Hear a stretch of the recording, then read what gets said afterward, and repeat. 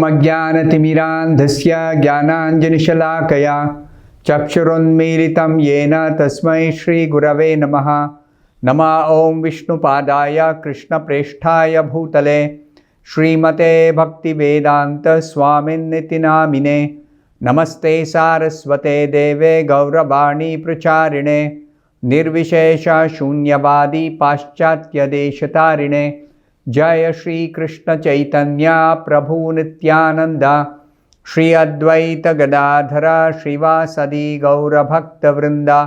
Hare Krishna Krishna Krishna Hare Hare, Hare Ram Ram Ram Hare Hare.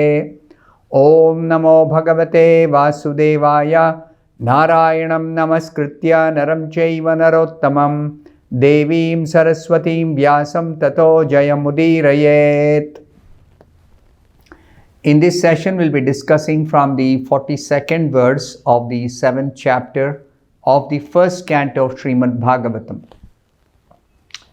Tatha ahritam pashuvat pashabaddham avangmukham karma jugupsitena niriksha krishna apakritam gurosutam vamasvabhava kripayananamacha.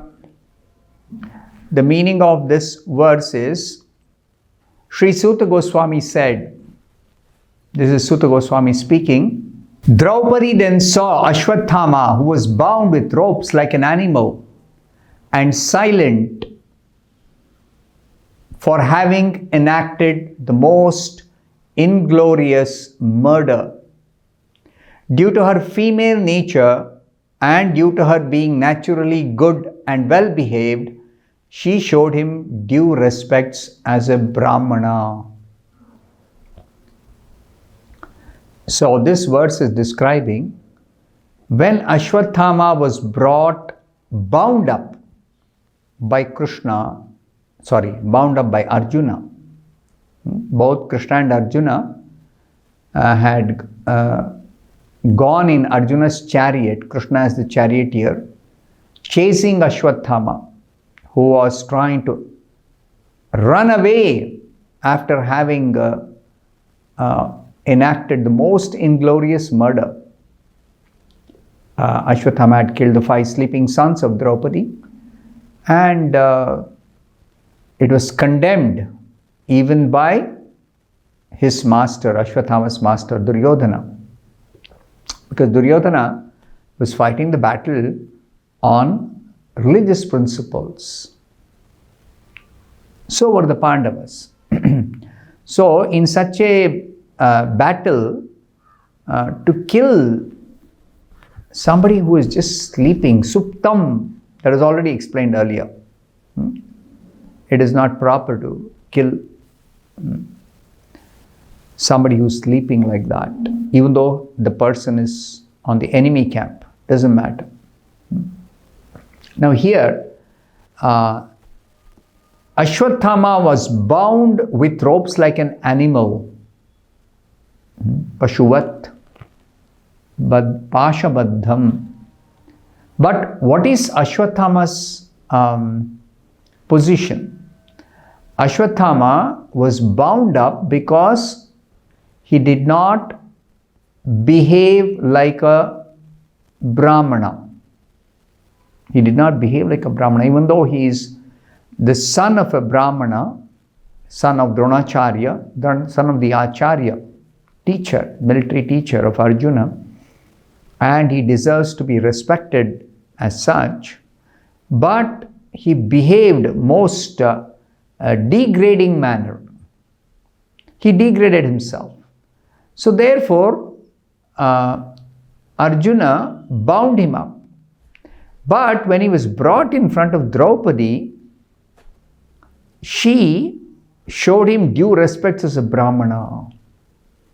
See the difference in the way Draupadi looks at Ashwatthama and the way Ashwatthama is actually looked at by Arjuna after his having committed the most inglorious murder. So Srila Prabhupada explains in the purport. Ashwatthama was condemned by the Lord himself. Krishna told Arjuna he doesn't deserve to be excused because he has committed the most inglorious murder. He has degraded himself.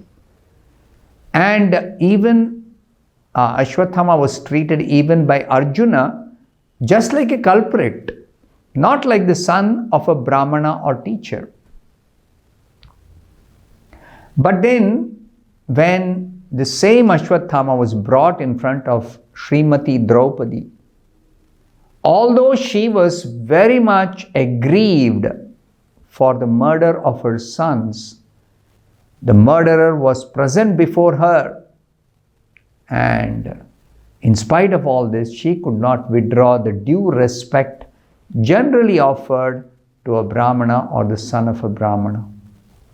This is Vedic culture, very glorious culture, exalted behavior of the members, especially the members of the upper three classes, because they trained up. The Brahmanas, Kshatriyas and Vaishyas are trained up in proper behavior, proper etiquette, in the right, in the necessary skill to be acquired for them to do their profession, to earn their livelihood by properly getting trained and acting responsibly in the society. So that is not there in the present time so much. It's not there. Whatever little culture remains, we still see in this great country, Bharatvarsha. We still see that. The remnants of the culture. But actually the training that should really happen is not happening now. So Srila Prabhupada says in the purport that Draupadi knew that Ashwatthama was actually a murderer, and she herself was directly affected. All her 5 sons were killed most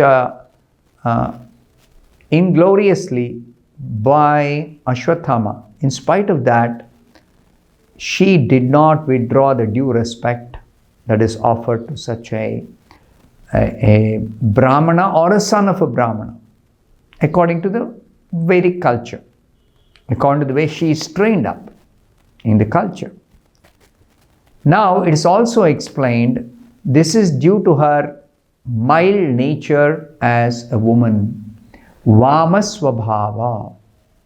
They are mild-natured. Women as a class are no better than boys, and therefore they have no discriminatory power like that of a man. So, according to Vedic civilization, because of the mild nature of a woman, she must be protected. She must be protected. So, if they are protected, they can be led to goodness very easily. And if they are not protected, they can be polluted very easily also. That is a position of a woman. Just like a child, if you mold the character of a child from the very beginning, then such a child can grow up to be a great personality, either a man or a woman. If you train a woman from the very beginning how to become chaste and faithful to the husband, they can become a very good mother, a very good asset in the family. Because the whole family life is especially meant for begetting good children, Sat Santan. So, unless the woman is chaste and faithful to the husband and is trained up, it will not be possible to beget good children. So, this point of training, whether man or woman, both have to be trained Janmana jayate shudra samskara dvijamuchyate. This is also very important. Man or woman, by birth, nobody is generally qualified. Generally, I mean somebody who is born under the force of karma. They are getting a body, a material body, because of their past karma. So they have to be trained up. They have to be trained up. It doesn't matter even if they are born in a Brahmin family. Doesn't matter. But they have to be trained up. Untrained means they remain Shudra. They remain ignorant. By birth, everybody is born into ignorance. That is explained in the Bhagavad Gita. Ichha dvesha samuthena dvandva mohena bharata sarva bhutani sammoham sarge yanti parantapa. So, everyone is born into ignorance, but they can be trained up. They can be trained up. So, that is a whole system in the Vedic culture, to train up. Whether man or woman, everybody has to be trained up. So, Srila Prabhupada says, there is sufficient information in the Vedic literature how a man should be trained up, how a boy should be trained up, how a girl should be trained up, so that in future they may become happy. And what is that ultimate aim of life? How to become connected with Krishna.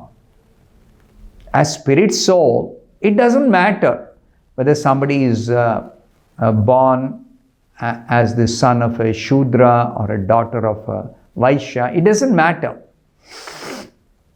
They can be trained up. Everyone, every human being at least, can be trained up to understand the ultimate aim of life is to become connected with Krishna. That's called yoga. That specific science of yoga is taught by Krishna in the Bhagavad Gita. In the 4th chapter, Krishna says, Imam vivasvate yogam proktavan aham avyayam. Krishna is telling, I taught this science of yoga to Vivaswan, and now I am going to teach you. He is telling Arjuna that same science of yoga. So that science of yoga is that actually each one of us, every spirit soul, every living being is connected with Krishna. And that connection is called yoga. And therefore, ultimately, one has to learn about who am I, who is Krishna, what is my relationship. This is what Chaitanya Mahaprabhu teaches as the fundamentals of the Vedic knowledge. There are so many departments and so many details, but we should learn this fundamental thing.